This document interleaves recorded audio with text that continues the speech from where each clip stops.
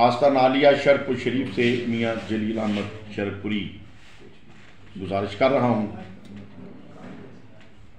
आज मौजूदा जो पाकिस्तान के हालात हैं और जो पंजाब के हालात हैं,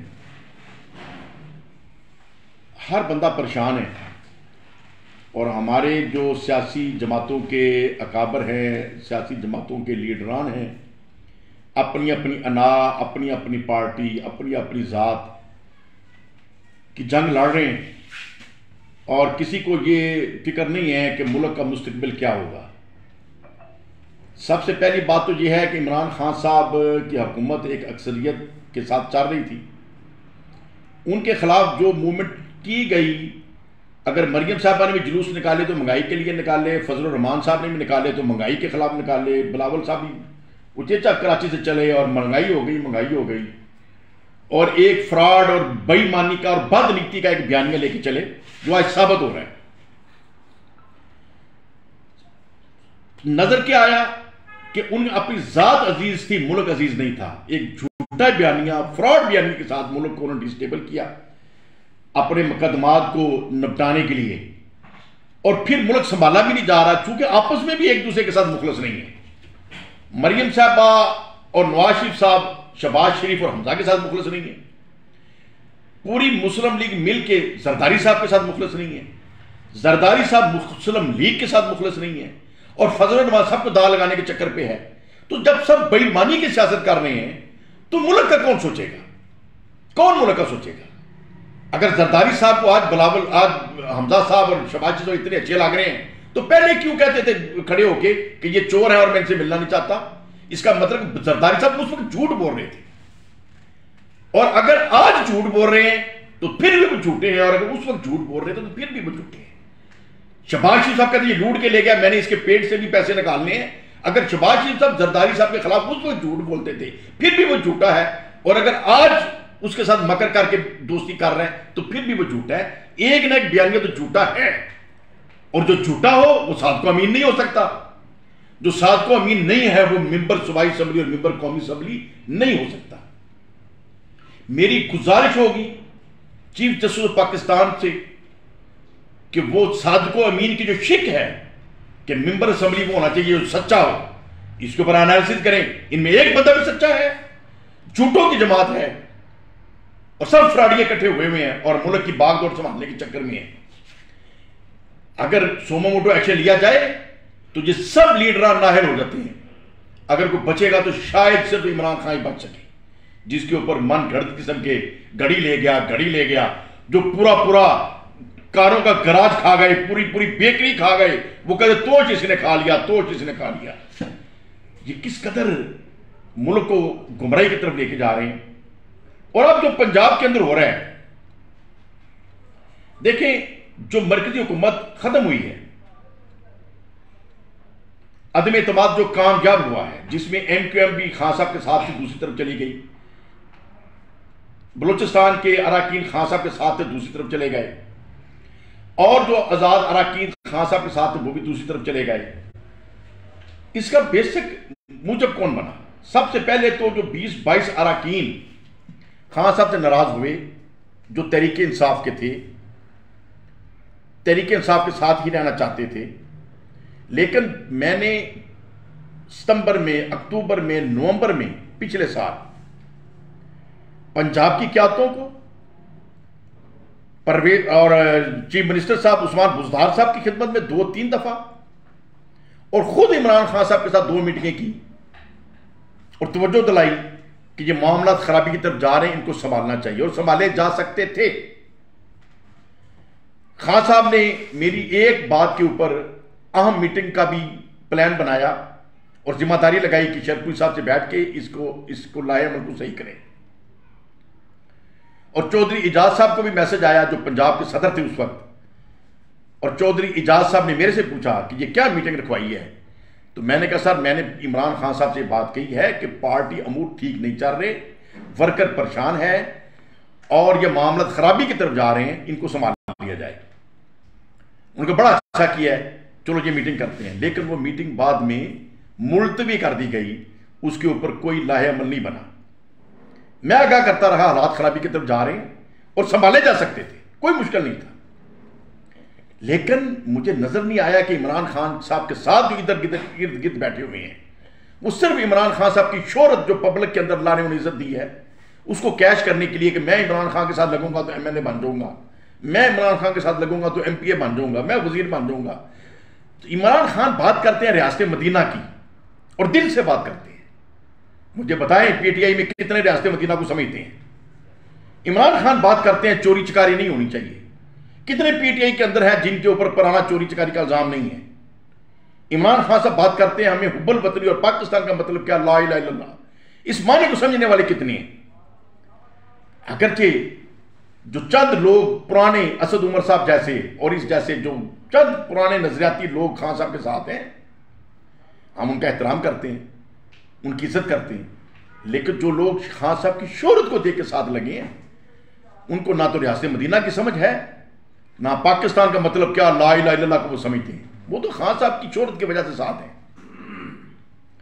बहरहाल जो चीजें उस वक्त हम कहते रहे, बार बार कहते रहे, तो वो जो नहीं दी गई। पंजाब के अंदर गलत अपॉइंटमेंटें हुई, पैसे भी पंजाब में चलते रहे। लेकिन मैं चूंकि बुज़दार साहब को जिस हद तक मैं करीब था, मैंने बुज़दार साहब के अंदर कोई नक्श नहीं देखा। उनकी शराफत की वजह से ब्यूरोक्रेसी ने नीचे धौंस चलाई हुई थी और ये बातें हम सुनते रहे कि पैसे देकर डीसीओ लग रहे हैं, पैसे देकर डीपीओ लग रहे हैं। लेकिन वो पैसे बुज़दार साहब नहीं ले रहे थे, कहीं और कुछ काम चल रहे थे। और उनकी शराफत की वजह से ब्यूरोक्रेसी ने ये अन्नी डाली हुई थी, जिसकी बदनामी बुज़दार साहब और इमरान खान साहब के खाते में जाती रही। और ये चीजें भी हम डिस्कस करते रहे और इन चीजों के भी आगाह करते रहे। पंजाब के अंदर जो आला अपॉइंटमेंटें की गई, खान साहब ने जो अपॉइंटमेंटें की मेरिट देखकर, काबिलियत देखकर कि काबिल लोग हैं, चीफ इलेक्शन कमीशनर को भी लगाया काबिलियत देखकर, आईजी और चीफ सेक्रेटरी लगते रहे काबिलियत देखकर। लेकिन मैं इस नजरिए के उस वक्त भी खिलाफ था, इसलिए कि काबिलियत तो खाली अल्लाह भी नहीं देखता, अल्लाह सोना भी देखता है कि मुझे मानता कौन है। अगर एक बंदा गरीबों का भला करने वाला हो, दुखी इंसानियत के साथ खड़ा होने वाला हो, ज़कात और खैरात करने वाला हो, अपने माँ बाप का एहतराम करने वाला हो, पूरे मोहल्लेदारों के लिए बायस अमन हो, लेकिन अल्लाह को ना मानता हो, अल्लाह उसे जन्नत देगा? उसे जन्नत नहीं मिलेगी, खुद जितना ही अच्छा हो। और अगर कोई अल्लाह को मानता है लेकिन गुनाहगार है, अल्लाह को मानता है गलतियां करता है, उसको रोजे महशर सजा जजा मिलेगी, लेकिन आखिर मकाम उसका जन्नत है। जन्नत सिर्फ उसको मिलेगी जो अल्लाह को मानता है। इसी तरीके से अगर अमेरिका, बरतानिया, जापान और पाकिस्तान सब के कवानीन ले लें, तो क्या हम काबिलियत देकर बंदे अपॉइंट करते हैं? अगर काबिलियत देकर अपॉइंट करने हैं तो फिर तो हमारे डीसीओ डीपीओ सारे कनाडा और अमेरिका से आने चाहिए। नहीं, हम पाकिस्तानियत देकर लगाते हैं कि पाकिस्तानी कौन है। अमेरिका वाले भी देखते हैं अमेरिकन कौन है, जापान वाले देखते हैं जापानी कौन है, बाद में काबिलियत है। इसी तरीके से जब सियासी पार्टियां ऊपर आती हैं, चूंकि खान साहब के नजरिए के साथ आए हैं, उन्हें पहले देखना चाहिए था कि मेरे नजरिए के साथ कौन है, फिर काबिलियत। अगर एक बंदा खान साहब के नजरिए के साथ मुखलिस नहीं है, आप उसको आईजी लगा रहे हैं, उसको चीफ सेक्रेटरी लगा रहे हैं, उसको आप चीफ इलेक्शन कमीशनर लगा रहे हैं, तो हजूर ये गलतियां तो आपकी अपनी थी, जिसकी वजह से पूरी कौम आज खमियाजा भुगत रही है। तो एक तो मेरी दर्दमंदाना रिक्वेस्ट है, अपनी इन गलतियों की इस्लाह करें कि जिसको भी अपॉइंट करें उसको अपॉइंट करें जो आपके नजरिए के साथ मुखलिस है। खाली काबिलियत कोई माने नहीं रखती, नजरिया माने रखता है। और फिर अभी जो इमरान खान साहब के साथ नेगोशिएशन हो रही है, जो बतौर खास चीज मुझे कल से परसों से तकलीफ दे रही है, हुकूमत गिरी खान साहब की मुस्लिम लीग काफ की कलाबाजियों की वजह से। अगर मुस्लिम लीग काफ कलाबाजियां ना खाती तो एमकेएम ने भी परे नहीं जाना था, बलोचिस्तान वालों ने भी नहीं छोड़ना था। और जो चंद बंदे 20-22 टूट के गए, अगर मुस्लिम लीग काफ में अहलियत स्टैंड होता तो उन्होंने भी परे स्टैंड नहीं करना था, ताकत देखते हुए कि ताकत आज भी खान साहब के पास है। जब देखा कि इत्तेहादी पार्टियां भी टूट रही हैं और जरदारी साहब ने उनको भी मिठाई शिठाई खिलानी शुरू कर दी, तो वो एक कारोबार और एक धंधा शुरू हो गया। लेकिन उस धंधे में लोग मुलव्वस तब हुए जब पीटीआई के अंदर से किसी में संभालने की अहलियत नहीं थी। मुझे आज भी बताएं, पीटीआई के जो सेकंड क़यादत के जो लोग हैं 20-22 बंदे टूट कर गए, क्या किसी एक को भी तौफीक हुई किसी को जाके कहने की कि यार आप खान साहब से क्यों नाराज हैं और क्यों परे जा रहे हैं, आप हमारे साथ कायम रहें? जब किसी को जाके किसी ने कहा ही नहीं और ये उम्मीद रखनी कि वो हमारे साथ चिपटे रहेंगे। इसमें मैं सिर्फ बरीउज़्मा करार देता हूं इमरान खान साहब को, चूंकि इमरान खान साहब जो एक बड़े कद के आदमी हैं, बड़े ज़हन के आदमी हैं, उनका ज़हनी कद पाकिस्तान के लेवल से बहुत बड़ा कद है। अल्लाह ताला ने एक मर्द मुजाहिद आलम इस्लाम को दिया है। लेकिन ये तो उसके बाद जो खान साहब के बाद जो बाकी लोग थे सूबों में बैठे हुए, जिलों में बैठे हुए, उनका काम था कि जो नाराज हो रहे हैं उनको पूछें। हम तकरीबन 12 अरकान असम्बली जो मुस्लिम लीग नून से और पीपल्स पार्टी से थे और बुज़दार साहब की कोशिशों से हम इमरान खान साहब के करीब हुए गवर्नमेंट की मौजूदगी में। जब 3-4 छोड़ गए, मुझे बताएं कि उन 3-4 जो छोड़ गए उनको किसने पीछे जाकर पूछा? किसी ने नहीं पूछा। फिर 2 छोड़ गए, किसी ने नहीं पूछा। फिर एक फौत हो गया, उसका किसी ने नहीं जाकर पूछा। एंड पे हम सिर्फ 4 बंदे रह गए थे जो खान साहब के साथ थे, और 4 में से एंड पे जो अभी साथ अखीर तक रहे वो सिर्फ 2 हैं, एक फैसल नियाजी और एक मियां जलील शेरपुरी। और हम 2 क्यों हैं कि हम पहले भी इमरान खान के साथ थे और बाद में भी इमरान खान के साथ रहे। लेकिन जब किसी को कुछ संभालेगा नहीं, घर आए मेहमान को आप बैठाएंगे नहीं, तो कैसे वो आपके घर बैठा रहेगा? तो मुझे बताएं क्या इस तरीके से सियासत होती है? और आज जो पंजाब के अंदर हो रहा है, मुस्लिम लीग काफ ने जो कलाबाजियां खाई हैं, और आज हम सुन रहे हैं कि एक कमेटी बना दी गई जो मूनस अली साहब से और चौधरी परवेज अली साहब से नेगोशिएशन कर रही है। मैं इस कमेटी को कहना चाहता हूं, एक तो मैं इज्जत करता हूं मूनस अली साहब की, चौधरी परवेज अली साहब की मैं एहतराम करता हूं। पहले भी जब वो चीफ मिनिस्टर थे उनके साथ जिला नाज़िम के तौर पे काम करने का मौका मिला, और मैंने परवेज अली साहब के अंदर बहुत खूबियां देखी हैं। माशाल्लाह बड़े मेहनती हैं, बड़े बासलाहियत हैं। लेकिन अगर मुस्लिम लीग काफ को लेकर चलेंगे तो मैं समझता हूं ये पाकिस्तान के लिए अब मुस्लिम लीग काफ की कोई ज़रूरत नहीं है। जिस रोज़ मैं इस्तीफ़ा देने गया पंजाब असम्बली में, और परवेज अली साहब जब स्पीकर थे तो मैंने इस्तीफ़ा पेश किया, उस वक्त भी मैंने परवेज अली साहब की खिदमत में नहायत हमदर्दाना रिक्वेस्ट की कि सर मेरी रिक्वेस्ट है कि आप मूनस भाई को पीटीआई में शामिल करें, हुसैन अली साहब को, और जो आपके साथ है मुस्लिम लीग काफ को छोड़ें और पीटीआई के अंदर आप काम करें। आप जैसी बासलाहियत क़यादतों की पीटीआई को ज़रूरत है। बहरहाल ये तो अब पीटीआई का काम है कि उन्हें अट्रैक्ट करें और अपने अंदर उन्हें पूरी जगह दें इज्जत वकार से, और पीटीआई के अंदर उन्हें शामिल करें। लेकिन अगर जो आज नेगोशिएशनें हो रही हैं, मैं इस नेगोशिएशन के खिलाफ हूं। अगर परवेज अली साहब 20 सीटें मांगे तो इमरान खान साहब को चाहिए कि 25 दे दें, 30 मांगे तो 35 दें, लेकिन वो सीटें देंगे जो पीटीआई के टिकट पे इलेक्शन लड़ेंगे, मुस्लिम लीग काफ से इलेक्शन नहीं लड़ेंगे। मुस्लिम लीग काफ की क़यादत तो शुजात साहब के पास है, और शुजात साहब बैठे हैं पीपल्स पार्टी और नून लीग के साथ। और अगर आज 10 एमपीए मुस्लिम लीग काफ के हैं तो जिनकी वजह से उन्होंने ब्लैकमेल किया और बुज़दार साहब की हुकूमत खत्म कराई और फंड भी डबल ट्रिपल लेते रहे, जब मैं भी एमपीए था और तहरीक इंसाफ के बंदे भी बुज़दार साहब के साथ थे, तो तहरीक इंसाफ के बंदों के कहने के ऊपर अगर 1 करोड़ रुपया खर्च हो रहा था तो मुस्लिम लीग काफ के जो 10 बंदे थे इनके कहने के ऊपर 3-3 करोड़ खर्च होता रहा। ये रिकॉर्ड की बातें हैं। और फिर जब 10 सीटों के ऊपर स्पीकर भी थे, वो तो 1 सीट भी होती परवेज अली साहब के पास तो फिर भी वो काबिल इज्जत हैं। स्पीकर का होता और चीफ मिनिस्टर का होता छोटा है उनके लिए सीटों के वो मुताज नहीं है, वो अपनी जात में काबिल इज्जत काबिल एहतराम है। लेकिन पॉलिटिकली तो 10 सीटों की वजह से उन्होंने ब्लैकमेल किया, और आज जब 20 सीटें आ जाएंगी तो फिर मजीद ब्लैकमेल करेंगे मुस्लिम लीग का तहरीक इंसाफ को। हाँ, मूनस भाई आए, तहरीक इंसाफ का टिकट लेकर इलेक्शन लड़े, 20 सीटें मांगे। मैं जो कमेटी बनी है जिसमें फवाद चौधरी साहब हैं, चौधरी और शाह मोहम्मद कुरैशी साहब हैं और असद उमर साहब हैं, और या जो भी कमेटी खान साहब ने बनाई है, मेरी उस कमेटी को दर्दमंदाना रिक्वेस्ट है एज ए पाकिस्तानी कि मूनस अली साहब को जितनी टिकटें वो मांगे उससे ज़्यादा दे दें। समझदार हैं, अच्छे बंदे देंगे, लेकिन वो इलेक्शन लड़े पीटीआई के टिकट से, ताकि फिर वो पीटीआई के तरीके इंसाफ के डिसिप्लिन के पाबंद हैं।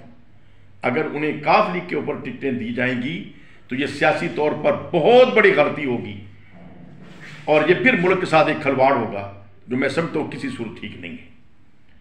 बहरहाल आज जो गवर्नर पंजाब साहब ने जो नोटिफिकेशन निकाला था, गवर्नर साहब शरीफ आदमी है और मैं समझता हूँ राना सनाउल्लाह जैसा क्रिमिनल आदमी और शहबाज शरीफ जैसा आदि कातिल जो है वो उसकी शराफत को मिसयूज शायद करेंगे और गवर्नर साहब को स्टैंड लेना चाहिए। जो उन्होंने निकाल दिया था नोटिफिकेशन कि ये इत्तेमाद का वोट लें, इत्तेमाद का वोट लेने का कहना उनका हक है, लेकिन आगे जो स्पीकर साहब ने उसकी एक्सप्लेनेशन की है उसका भी वजन है कि एक इजलास चल रहा है तो फौरी दूसरा इजलास नहीं बुलाया जा सकता। और अगर इत्तेमाद का वोट लेने का कहना था तो साथ ही फिर अदम एतमाद की तहरीक पेश नहीं करनी चाहिए थी। जब अदम एतमाद की तहरीक भी तमाम पार्टियों ने पेश कर दी है तो उसका नतीजा कल सामने आ जाएगा, उसका बावकार तरीके से इंतजार करें।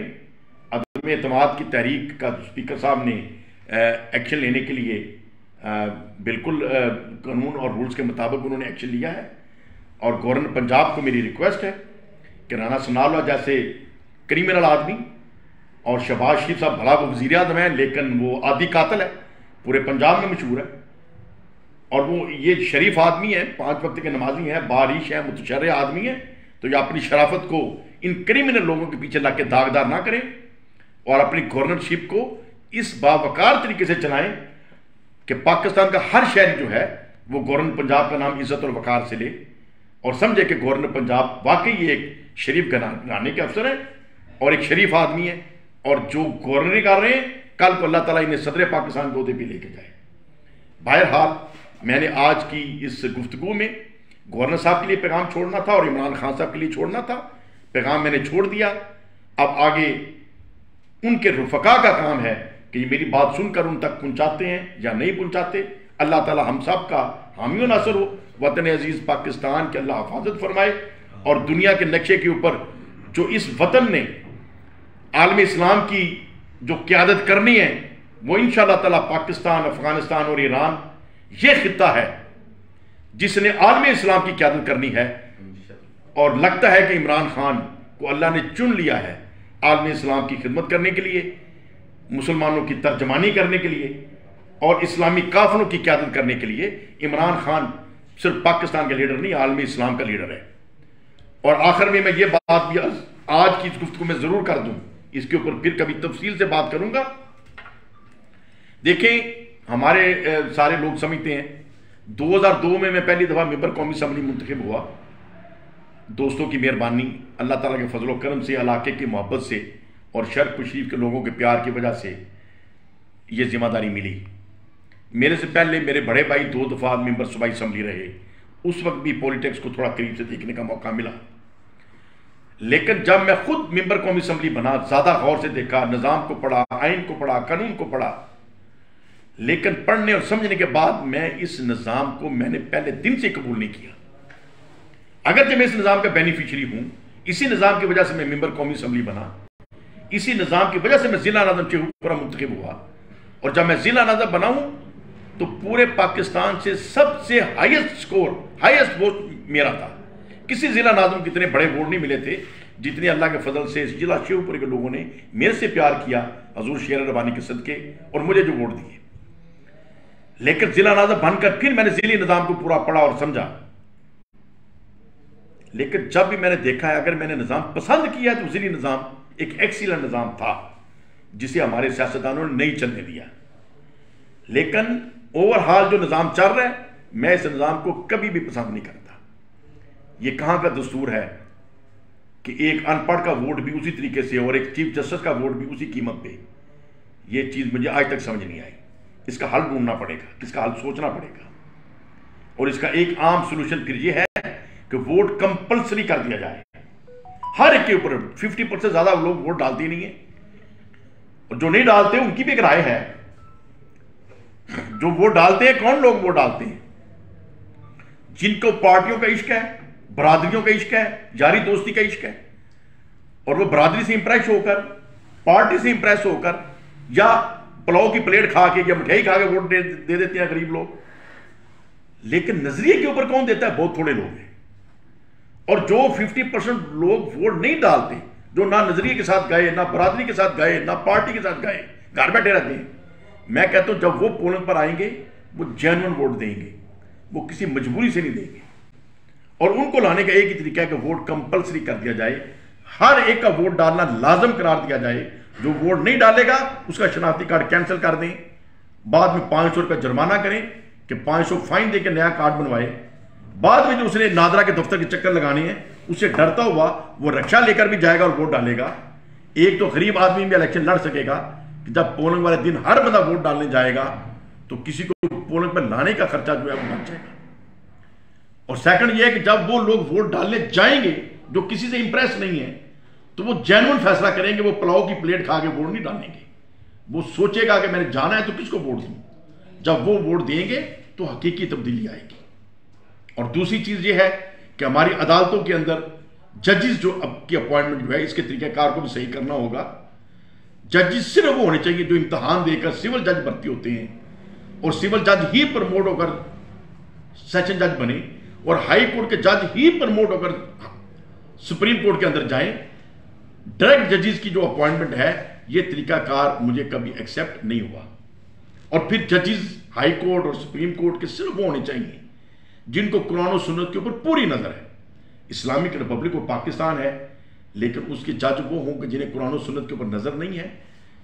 अगरचे तमाम अक्सर जजेस साहबान बहुत काबिल हैं, पढ़े लिखे हैं, उनकी कुरान और सुन्नत के ऊपर हम जैसे आम लोगों की निस्बत ज्यादा अबूर होगा। लेकिन कानून तो पाबंद नहीं करता कि हर कोई लाजम कुरान और सुन्नत पढ़ कर आए। कानून ऐसा होना चाहिए कि जो भी जज की कुर्सी पे बैठेगा उसकी कुरान और सुन्नत के ऊपर पूरी नजर होनी चाहिए, और ये कोई बड़ी चीज नहीं है। और फिर जो आइन है हमारा इस्लामी आइन है, आइन के तहत हमें कोई आगे कुरान और सुन्नत से आगे दूसरी चीज नहीं है। भट्टू के वक्त ये आइन बना और उस वक्त ये कह दिया गया, पूरे पाकिस्तान ने ये कहा, बना भी पाकिस्तान कलमे के नाम पर, और जुल्फकार अली भट्टू की मौजूदगी में जो आइन बना उसमें भी ये बात लिख दी गई कि कोई कानून ऐसा नहीं हो सकता जो कुरान और सुन्नत से मुतसादम हो। तो आज कितने अराकीन असेंबली हैं जिनको कुरान और सुन्नत की समझ है। मैंने पहले भी ये कहा था कि जैसे खवातीन का कोटा मखसूस है, माइनॉरिटीज का कोटा मखसूस है, ऐसे तरह ही उलमाए कराम का कोटा फिक्स किया जाए। कम अज कम 25% उलमा सूबाई असम्बली में, कौमी असम्बली में और सेनेट में हर सूरत उनका कोटा मखसूस किया जाए कि जिनकी कुरान और सुन्नत के ऊपर पूरी नजर है और काबिल लोग हैं। और उसमें अहले सुन्नत, अहले हदीस, अहले तशी तमाम मकातब फिक्र से एक खास कोटे के तहत उलमाए कराम असम्बली में बैठे, ताकि वो जो कुरान जो भी कानून साजी हो रही है उसके ऊपर आप राय दे सकें कि ये कानून साजी कुरान और सुन्नत के मुताबिक है या उससे मुतसादिम है। अगर आज ये तब्दीलियां कर दी जाती हैं तो मैं समझता हूं मुल्क सीधी तरफ चला जाएगा। और अगर ये तब्दीलियां ना की गई, ये अंधी जमहूरियत, जाहिलाना जमहूरियत, अहमकाना जमहूरियत जो है, ये मुल्क को गुमराही की तरफ ले जाएगी। और फिर ये दुकानदारी जो जरदारी साहब ने खोली हुई है चलती रहेगी। इस दुकानदारी को फिर कोई रोक नहीं सकेगा। अल्लाह ताला करे कि हमें दीन की समझ आ जाए, वतन के साथ मोहब्बत का हमें शौक पैदा हो जाए, और वतन अजीज पाकिस्तान को हम उस तरीके से चलाएं जैसे हमारे कायद आजम मोहम्मद अली जिन्नाह और अल्लामा इकबाल रहमतुल्लाह अलैह ने सोचा था। और आज जो इमरान खान नारा लगा रहे हैं, ये वही नारा लगा रहे हैं जो कायद आजम ने लगाया था। पाकिस्तान का मतलब क्या? ला इलाहा इल्लल्लाह। और पाकिस्तान का दस्तूर क्या? मोहम्मद रसूलुल्लाह।